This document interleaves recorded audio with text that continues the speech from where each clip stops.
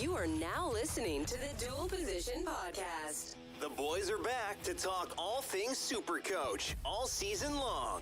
Please welcome your hosts, Whisperer and Brew.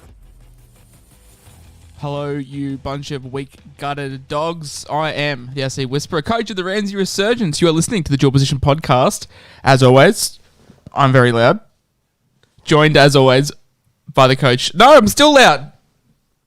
Am I any... Oh, God. This is a shocking start. Brew, just take over. Yeah, welcome to the Dual Position Podcast. Oh, Apparently, settings. my esteemed colleague is too loud. Here we are, TLT. Most of us got no trades. A little bit of carnage. Josh, your mic's off by the sounds of it now. Oh, I think I should be good. Nah, you're good now. All right. There we go. Trades are at a premium. Mate, what's happening with this rank of yours?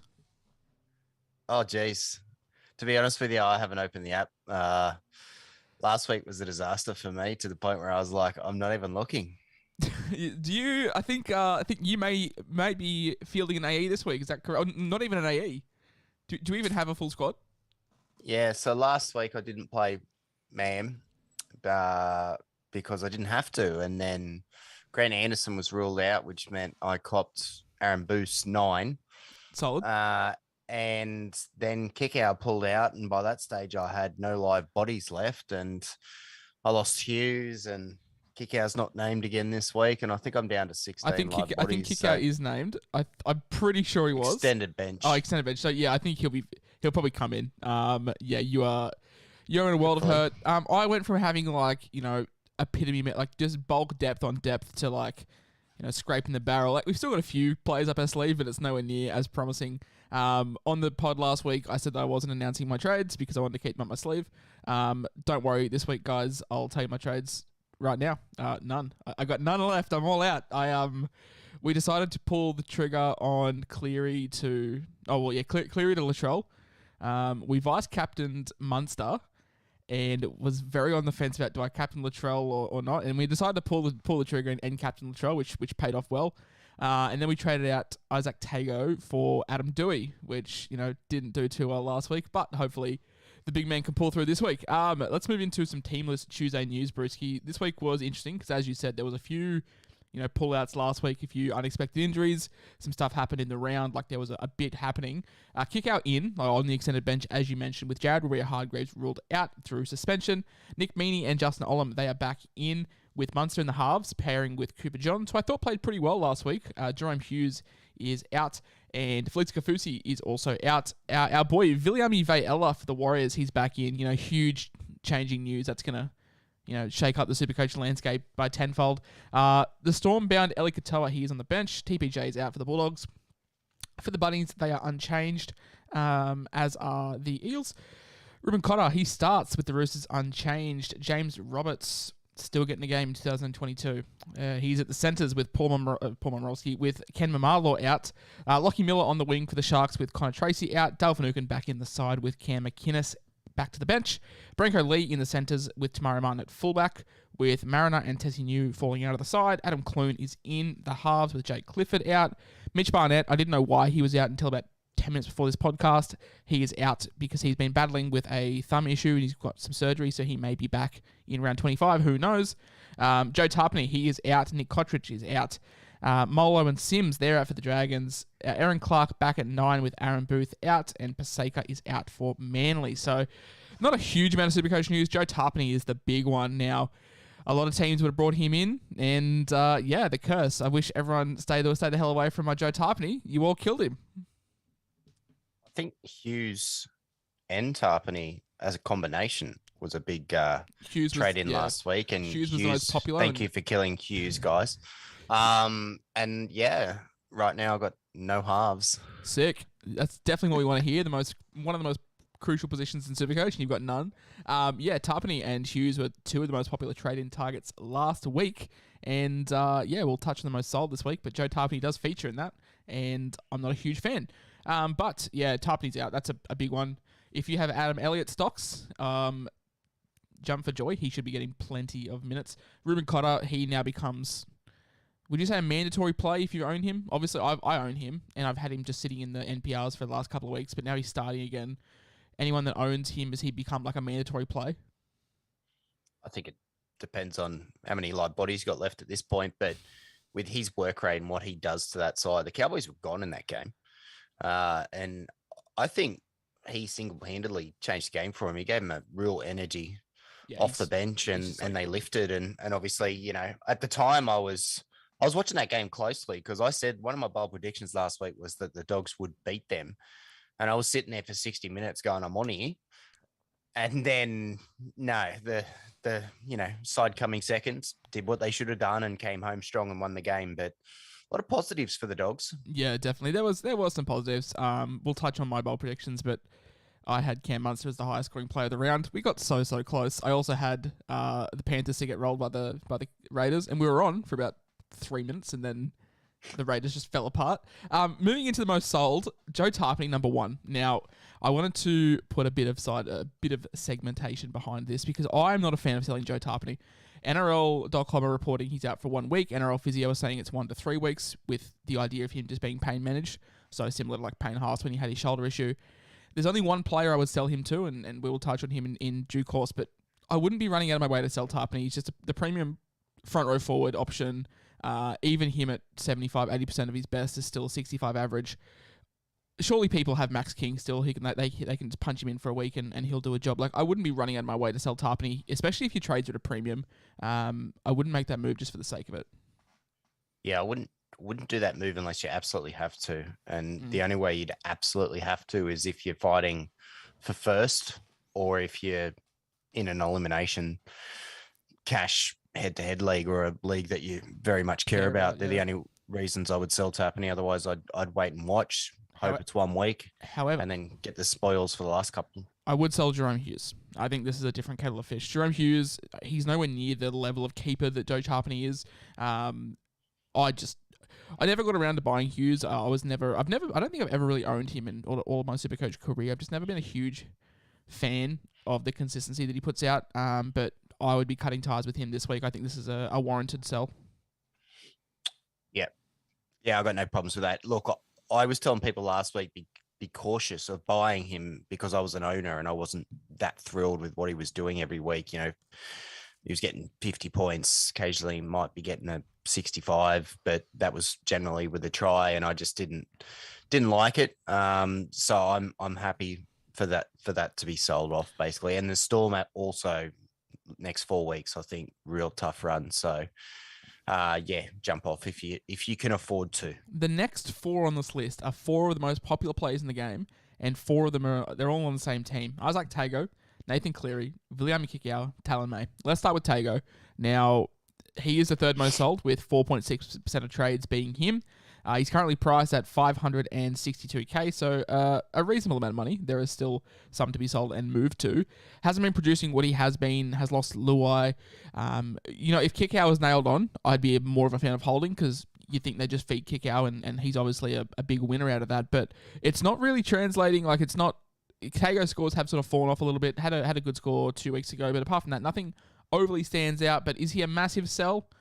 Or is he... I don't think he's a massive sell, but I think Kikau's the key. You know, he lost Luai and that impacted him, but he still had Kikau, who obviously fed him a lot of ball. And, you know, if Kikau ever broke the line in any way, shape or form, Tago would be right there to finish it off or, you know, to throw the final pass out to May. Now, without Kikau there, you know, Penrith's run home isn't easy, and it's made a lot harder, obviously, by the fact that they're going to not have both their starting halves. I'd sell May before Tago, but I can understand why people might want to jump off at this time of year. I guess the positive thing is they play the first game of the round, and we get to see if Viliami Kikau is playing or not. So if Kikau is playing, I'd probably hold. If Kikau is out, I would sell and sort of pick whoever you need to pick in to fill in. But yeah, I think it definitely revolves around Kikau when it comes to Tago. Nathan Cleary, not much more to say about this. $700K on the sidelines. Yeah, some people... I feel bad for the guys that owned like Cleary. They sold to Hughes, or like, for example, they sold to Moses a couple weeks ago. He's busted. Like, halfback is getting very thin. The play, as you and I both said last week, like the play is definitely to move Nico Hines up to halfback because no one is really jumping out. I'm sure people have plenty of duels. Joseph Suwali, Joey Manu, Ruben Garrick. These guys can go from centre wing down to fullback. You can bring in a centre wing. If you've got Tago, you can drop him down from 2RF. So you could basically essentially do Nathan Cleary out for any front row forward, any second row forward, any half, any centre wing, any fullback. So take your pick there. But yeah, there's no real point holding on to Cleary. I've been getting a lot of messages actually as well, Bruce, saying like, oh, I own Tarpany and I own Cleary. Like, who do I sell? Cleary's out for the season. Like, he's not coming back. Joe Tarpany, there is some question marks over him, but there is always the light at the end of the tunnel that he's going to be back. So Cleary for me is an absolutely must sell. Yep, 100% must sell. He's not going to play another game this season, so what's the point? In Supercoach, obviously, yeah. Number 5, William Kickout, as you said, 602,000, being sold by 3.7% of teams making trades this week. This one for me is a wait and see. If he's playing, I would definitely hold. If he's out, then you can sell. As we said with Tago, like they played the first game of the round. You can probably afford to wait until 6:30 on this one. At worst, to be back next week and hold him. Yeah, so in my opinion, you're in the hold? Yeah, absolutely. Awesome. What about Taylor May? Now, you said that he was a sell for you over Isaac Tago. I sold Tago last week simply out of money. If I had the choice, I would have sold May, but he has definitely dropped off a little bit. 441k. He was pushing close to 600 from memory 8 weeks or so ago, but it still made us plenty of cash. And yeah, he is being sold. He's the 6th most sold player this week. It's one of those prices that's kind of ugly. You can't really get anyone decent for 440k, so you probably need 2 trades. So it might pose the question: is it worth selling? And that's why I would just go better Tago. just to hold the guy for 440. Yeah, that's why I'd sell Tago. If you're going to sell one of them, Tago's 560, bit more flexibility at that price point. Yeah. I really wish I listened to you earlier. Obviously, some of the calls you've made on your team haven't gone well, but the calls you made in general have gone pretty well. You're a big fan of selling Tifa Talakai round 10, round 11. I didn't jump off until round 14, round 15, but he's now being sold, 7th most sold player this week. I think if we've come this far, I'd hold. Like, we know the Sharks' run to come home is really good. I feel like he's just an upside guy. If you've come this far with him, I'd just stick it out. Yeah. What's funny? When you're having a good season and you sit there and go, I would do this, you do this. Yeah. When you're having a bad season, you say, I would do this, but I'm going to do this. I was the same last year. Problem all year, I was the same man. Like, I was going to get Latrell, I didn't. I was going to get Burton, I didn't. And I wanted to sell Talakai when he was like 760k, and I didn't. Yeah, he's fallen off a cliff. I think teams figured him out after the Manly game, and he's never been the same since. What's his price now? Mustn't be much. So 450. No, he's in that Talamay bracket. With that run home, I'd just hold Talakai, to be honest. Like, they've got 4 piss easy games to finish the season. What do you got to lose? Like, if you've come this far, just ride it out. There's no one you can sell that to. Yeah, look. If anything, I'd be looking at buying Siffer than selling him. Like, if I'd be jumping on at 450 rather than jumping off. So, yeah, I wouldn't be moving on. It's just a really, really gross price bracket. If he was 600k, different story, because you can move to some people with more consistency and better upside. But for 450, I'd be holding Mitch Moses for 587k. He is a sell out for. Is he out for the season or just a Mitch month? Moses? Yeah, I think he's back around 25 actually, but I'd still be selling regardless. It's just too much cash to be sitting there. 4 weeks it was. So yeah, last week of 25. the season. Tulatau Kula, he's just quietly under 500k, 490k. He's been on a bit of a hot spell. He's got a green dot. Manly have a really good run home. They're playing the Titans this week. Probably wouldn't jump off him either. No, he's a light body that's in form. So yeah, he's peaked in price or whatever, but his price is virtually irrelevant at this point in time. You've still got him, so you may as well just hold him because he's in form. Yeah, that was something I brought up. Someone in the chat earlier said that they wanted to find a cash cow. And yeah, that's odd. I saw that. We're now around 22. Like, no one's making you cash, and by the time you get a cash cow, they're going to need 2 or 3 weeks to produce, and it's around 25, and season's over. So yeah, I wouldn't be looking at just nuff. Yeah, exactly. Yeah, I'd rather just nuff out. Number 10, Ezra Mam. He's a live body, but with Adam Reynolds coming back into the side, hasn't looked fantastic. Yeah, Reynolds killed him. I think recently he's been getting junk and still getting 40. I know he got 60 last week, but I think that was with a meaty. So, it's an important position. Like if you've got the cash and the trades and you're doing an upgrade, I can see why you would do it. If you got 1 or 2 trades left, I'd probably just hold the bloke and look for people that are a bit more. Yeah, definitely 100%. Must sell. Hey, let's move on to something more positive. We don't like, pulling our teams apart. We like bringing good guys in. Now, I said I was not a fan of selling Joe Tarpany, except for one person. And he was on 95 points after about 6 minutes. Cam Murray is just something different, man. Like, he is so good. Newsflash. Does this every year to finish the season? He goes on an absolute tear. It doesn't matter what their draw is. He does nothing for the first 6 weeks. I say nothing. He averages like 65, which is like just below. He killed it to start this season, just quietly. Oh, sorry, sorry. I've stuffed up. He does really well to start the season. Does nothing from like round 10 to 20, and then just decides to like turn it on in round 21 onwards. And yeah, he's really good. Like their draw is tough, but. He's very focal to that side. He's going to be getting a lot of like work through the middle. He'll have a high work rate still, even if the games are tough. And he has the upside. The games are tough, but Souths are in form also. So you need to kind of bring that into the equation too. Like look at who they're playing, what their form's like versus what South's form's like. And South's form's pretty bloody good at the moment. Yeah, 100%. I'm all aboard buying Cam Murray if you're selling Joe Tarpany. Just in general, I'm all aboard buying Cam Murray. Ruben Garrick, I'm also all aboard buying him. If you don't have him now's the perfect time to get him. Manly's run is probably better than the Sharks. And yeah, Ruben Garrick does feature in, I'm pretty sure he features in Brew's Hot Takes and he features in my captain call later in the episode. So I'm all aboard buying Ruben Garrick. Mine too. Season long keeper for me. Yep, absolutely. And we'll get to that when we talk captains. Just a bit of, I guess, strategy to take into account for next year. You are more than welcome to have your calls on players. You're more than welcome to say, I'm fading this guy, I'm not buying him. But if they keep delivering, don't dig your heels into the ground. Don't fight it. Don't, try and be too stubborn. I did this last year with Nico Hines. I did it last year with, Jerome Hughes, Ruben Garrick, these kind of guys. This year, I did it with Latrell Mitchell. I was very much a fan of him in all preseason, but when he came back, he beat up a bunch of minnows.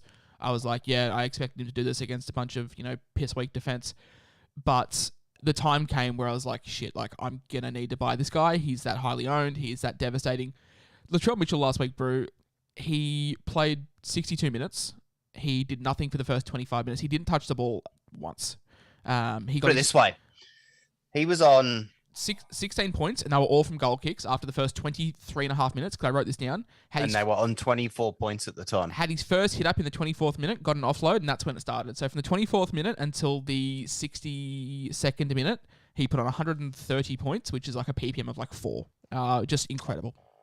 I remember I was in the car and I missed the start of the game, and I heard whoever scored, I think it was the 4th try, and I heard the score and went, Jesus, Mitchell's going to be killing it. So I quickly checked the score, and Mitchell was on like 16. I was filthy because I captained him. He was on bugger all, and I was like, it won't stay like this, but how good's this? I was and then, filthy. By the time I drove home, he'd scored a try, and I was like, oh, well, it's over now. And then he just kept going. Yeah, I was spewing because I vice captain Munster, and he got 147, which is like, an amazing score. Really good to loop.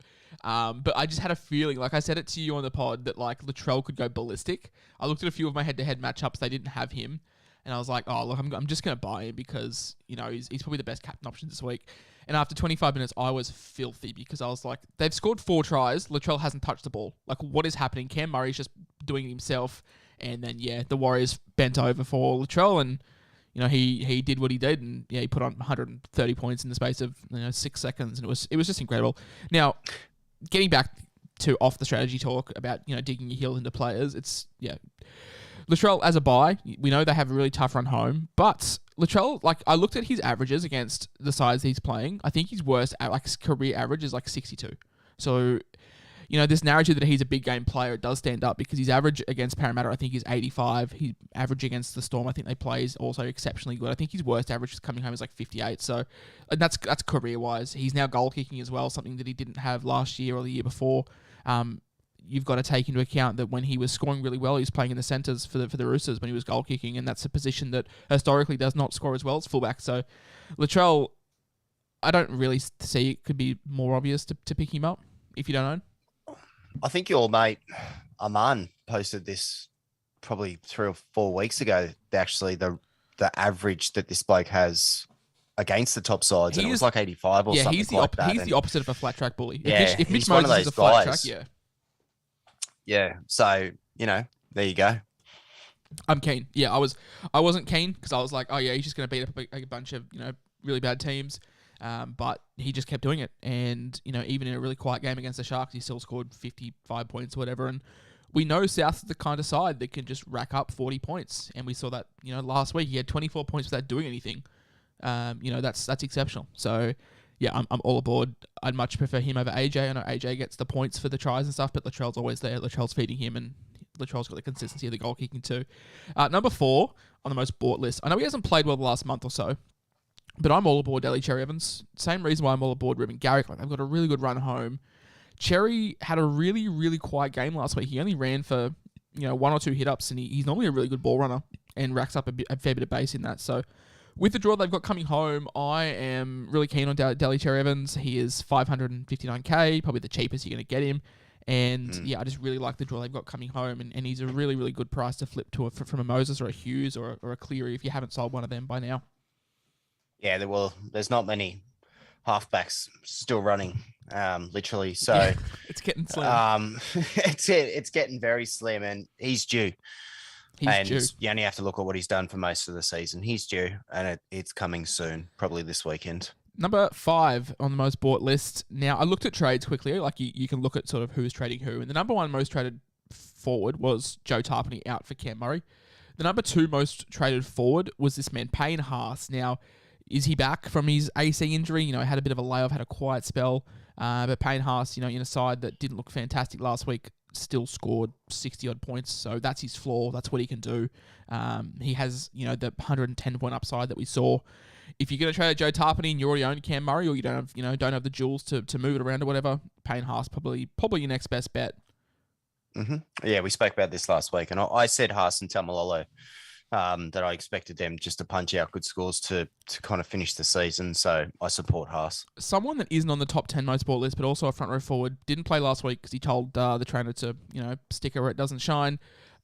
Are you a fan of buying David Clemmer? With Mitch Barnett now out for potentially the season, do you think there's this narrative that he picks up more minutes, he's more aggressive or whatever, or do you think that there's just too much doubt over him?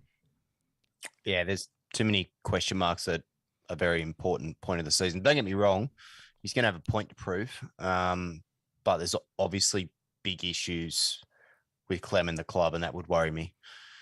It would worry me that he does something stupid himself. It would worry me that his minutes possibly get cut. As a message, they are going to want to keep the guy. And the support for Clem has been quite high from both the media and the fans. So, look, he could get the minutes, but there's just too many question marks for me.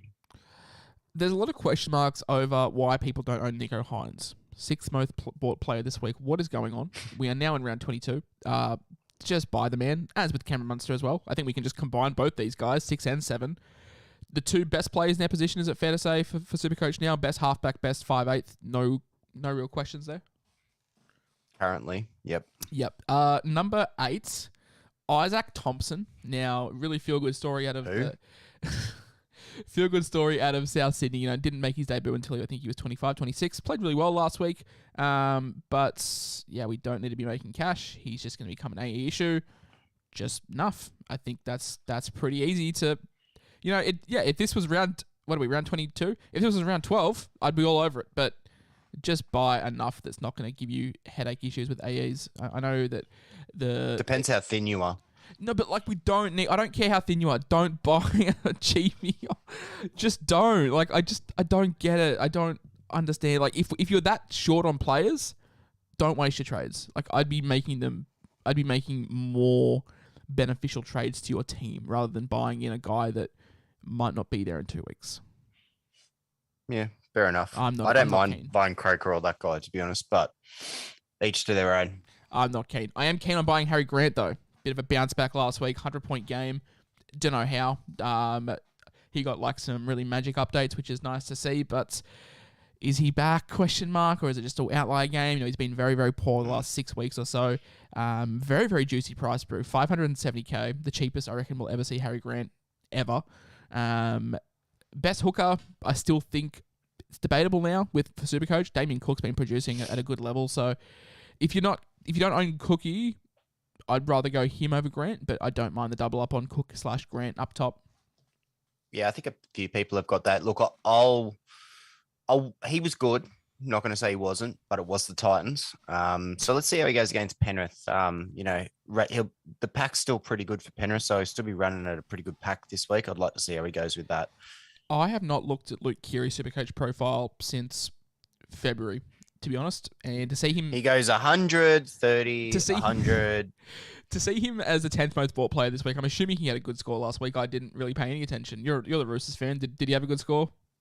I think you'll recall that my wife's side a few weeks ago, she needed someone in the halves. She had to free up money, and all she had was enough money for Keary. And I said, get Keary, but pick your weeks. Well, last week she didn't play him, and she didn't play him last week because the week before he scored 30. So I immediately turned around and said, I told you to pick your weeks. This was one of those weeks. You got to double down. This was one of those weeks. When he scores 30, you've got to double down. You've got to put all your chips in the middle. So I'm assuming last week he scored well. That's why people are buying him. So my advice don't buy to the viewers is exactly the same. If you're going to buy Luke Keary, pick your weeks to play the bloke. I'm not because he's going to have some stinkers. I'm not I'd rather just buy Skywalker. Wouldn't play him this week. Hey, little pat on my back. I think I said that he was my favourite pot of the halves last week. Performed very well. So little win for me. Little win for me there. Good. He's playing with confidence at the moment. Oh, you ruined my soundbite. Good afternoon. This is your captain speaking. All right, Latrell and Munster nailed it last week. Pretty happy with that. However, this week is a little bit more, potential to go pod, which is always what we like to see. For me, though, I still think Latrell's one of the standout VCs. Parra conceded a lot of points to centre wings, and Latrell is going to be there feeding the centre wings. Goal kicking, this one has based on form at the moment, Latrell's got to be a VC or a C almost weekly until he stops scoring. This one reeks of like a 30-28 kind of game. Like there could just be points galore. Probably. With these two sides, their defenses aren't impeccable. No. Okay. Go away. Next one, Teddy. I got him as a VC because it's Teddy. I wouldn't go Manu this week, however. I don't know. I just got to... Not after last week. I can't give you stats. I mean, to be fair, Manu still scored like 48 points, did nothing. So, men is a weapon. I would just go Teddy. He's just more involved. I don't know. I just got this weird gut feeling that Manu, doesn't go ballistic. I don't have any stats for you, but it's something that I feel if you want to go the other way, go for it. I just think Teddy's more consistent.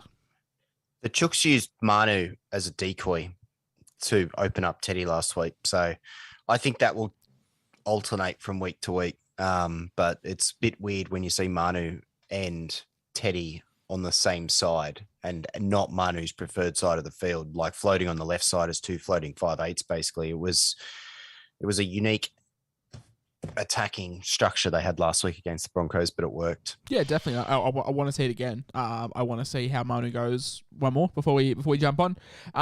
I do think, however, Nico Hines this week is the safest captain. Like, I think just if you're looking to bank points, it's just got to be Nico, doesn't it? Yeah, against he's the vanilla, boring option this week. Could be the biggest, though. He's going to be my VC. They are playing the Tigers. Like he's very boring, but he's quite frankly still could go the biggest score out of a lot of them. Mm-hmm. We'll talk about that. Yeah, obviously, because he's going to be my VC, and I'm going to stick the C. I think we're both gonna have this man here. Oh, wait for it. Ruben Garrick. Now, I'm a bit of a bounce back factor with Manly buying into the narrative. Ruben Garrick. It's very hard to pass up against the Titans because we watched what Latrell did last week, and let's hope that we can go again. Just in case anyone needs proof, there it is. Yeah. Ruben Garrick. I don't know if that's obvious or not. You could go DCE here as well. I'm not against that. You could go how about Olakawatu if you wanted to go there as well. No. If I'm just big not, balls on Ruben Garrick this week. I'm not buying any stock into the Titans at all. And like their best player in the last month, Aaron Clark, has now been moved back to hooker where he has sucked. Yeah. So yeah, I'm all aboard on Ruben Garrick. We've got 7 minutes until Zoom cuts out. I might see if we can rapid fire through the hot takes and trade talks, so I don't have to come back. Ladies and gentlemen, I'd like to report a trade. I should have got a cricket. No trades. I should have got a cricket soundbite, like just like or like the how they have the tumbleweed in those Western movies. Because I'm all out. If any of you guys are playing me head to head, we have a lot of money on the line. Rest assured, I've got no trades. So the team that I set is the team that I set. However, I might do some tricky buggers, and I can't now because I've just told everyone who I'm vice captaining and captaining. I was gonna like play some. I did that last week. I bought Stephen Crichton and captained him, and just to just to fuck with people. And I got like multiple messages from people I was playing, being like, "Oh, you and Crichton," but yeah, that backfired because I just told everyone who I was vice captaining and captaining. So if you're playing me in a cash comp, do with that information what you will. I've got no trades. However, we are sitting in 202nd overall.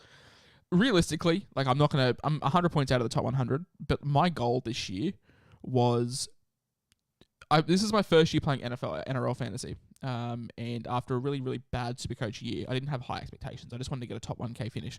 If I could get top 1K in Supercoach and fantasy, because I'm currently ranked 480th in fantasy, that'd be like the ultimate, content creator flex to be like top 1K in both those. So that's my goal. Brewski, I think you're just trying to hold on. You got some. I've given up. I'm not even looking. Like you can put skulls and crossbones next to my rank next week for all I care because it's going to be horrific. I'm not even. I don't care. I'm just going with whatever. Isn't it funny? Like this is you and me with the polar opposites the last year. Yeah, but completely flipped. By this stage, you were ranked in the top 100. I had no trades. The wheels were falling off for me, and it's flipped this year. But as long as one of us goes well each year, that's all that matters. Let's move into my turn next year. Sorry, I'll give you the floor. You can announce to everyone what your trades are this week. Duck eggs, guys. Absolutely nothing. As I said, holding on for grim life, wanting the season to be over so I can focus on the FPL and the NFL. FPL, mate. Even after that, I'm done.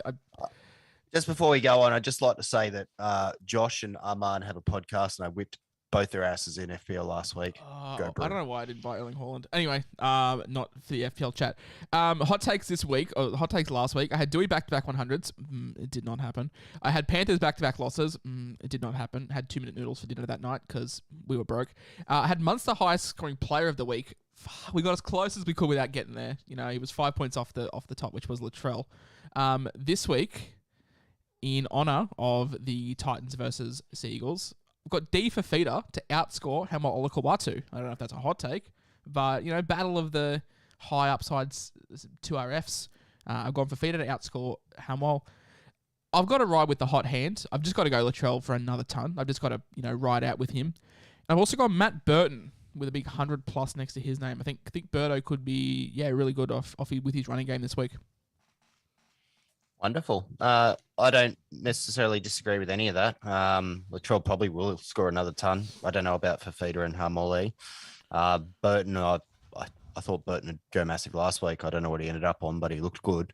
Now, I stopped following the Supercoach last week, so I don't actually know what everyone got, but I'm pretty sure last week I said Teddy would get a ton. I think you got 99. I think you were 1 or 97. You were one off. That'd be right. I agreed with you because Munster was going to be one of mine. I think I said Munster for about 150, so he got close enough. And I think I said Nico would get a ton too. And I'm assuming he did because he was pretty good. He did get this week for me, I also said the Dogs would beat the Cowboys, so I feel a bit short on that one, but they play well, the Dogs. Playing like a top 8 side at the moment, if you ask me. This week I've got Ronaldo Mulatalo. Your owners will love this. I've got him scoring a hat-trick this week. I need it. Nico Hines going 125 plus this week, not just a ton. And I got Garrick triple figures, my captain, so I had to chuck it in there. Awesome. Let's run through a couple of questions before we finish up. I put the call out on Twitter, and a few guys responded. Daniel R said, "You guys have been a great help with my first season. I've got 2 trades left. I guess it's a wait and see. But did you have any early thoughts on trading at Tarpany or Kickow? Murray is the number 1 target despite the draw. Slav Mam, so looking at DCE as well as May to Dewey. I think May to Dewey, probably not. I think Dewey's a luxury trade more than anything. However, Cam Murray, I really, really like him coming home. I just think he's going to offer that consistency that Tarpany gave us. And DCE, I've already said I'm keen on DCE as well, my man. Yeah, look, I'd rather sell Kickow than Tarpany of the 2, but both have a bit of an asterisk, and Tapani has 2 asterisks because we don't know when he's back. So that's a real tricky one. You make the call, but I would sell Kickout before I'd sell Tapani for obvious reasons. I'm going to throw Brew under the bus here because he's not prepared for this question, but I'll go first and he can think. Our lovely contributor, Todd G, he asks, who are you guys looking at for next year that seem to be the must-haves because my season is done and I want to get a talking point? I actually made a tweet about this a week ago. So a few of mine, Brandon Smith, I think he's going to be just, reduced price galore at the Roosters. Hopefully he gets the start and plays good minutes.